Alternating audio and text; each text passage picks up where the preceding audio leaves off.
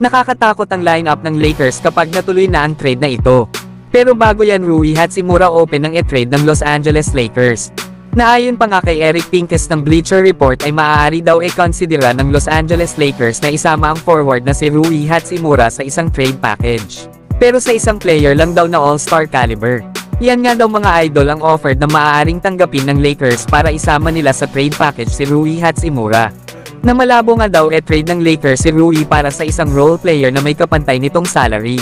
Kaya delikado pa pala ang status ng career ni Rui Hachimura dito sa Los Angeles Lakers kapag nakaharap sila ng star player na maaari nilang makuha sa trade. Si Rui kasi ay gagawa ng $17 million ngayong season. Na possible na din kasi itong ilagay sa bench ni JJ Redick dahil sa performance ni Dorian Finney-Smith. Sa ngayon kasi ay nag-a-average ang 25 years old na si Hachimura ng almost 12 points at 5 rebounds per game.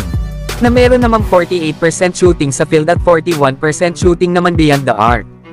Kaya naman possible na mapalitan ito bilang starter ni Dorian Finney-Smith itong si Rui Hachimura. Ay dahil mas versatile na defender itong si DFS at kaya rin itong pantayan ang shooting ni Rui. Sa ngayon ay merong isang trade proposal na maaaring makuha ng Lakers ang all-star guard mula sa Chicago Bulls at ang big man ng Utah Jazz.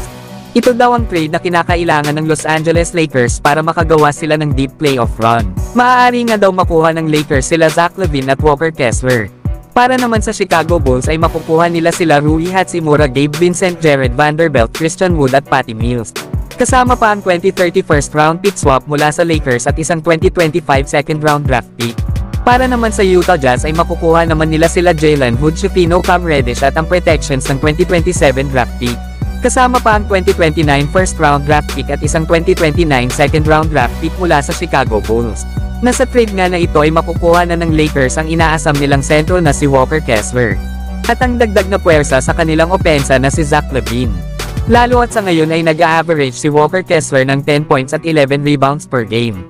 Na bagay nga itong kasama ni Anthony Davis, dalawang players na mahusay na rim protector at rebounder.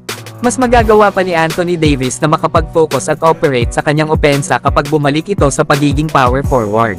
Kaya isipin nyo na lang mga idol, isang 7-footer na 23 years old na halimaw sa depensa at rebound ang makakasama ni Davis at LeBron. Ay gaano na lang kalakas ang magiging frontcourt ng Lakers. Habang makukuha rin ng Lakers ang two-time all-star na si Zach LaVine sa trade na ito. Isang explosive guard na may athleticism. Isang sharpshooter at scorer na kayang gumawa ng sarili niyang tira.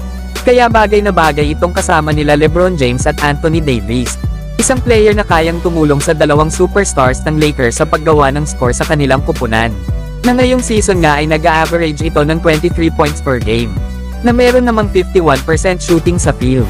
Kaya kapag nakuha ng Lakers itong sila Zach LaVine at Walker Kessler, ay walang duda na ang Los Angeles Lakers ang isa sa may pinakamalakas na roster ngayong season.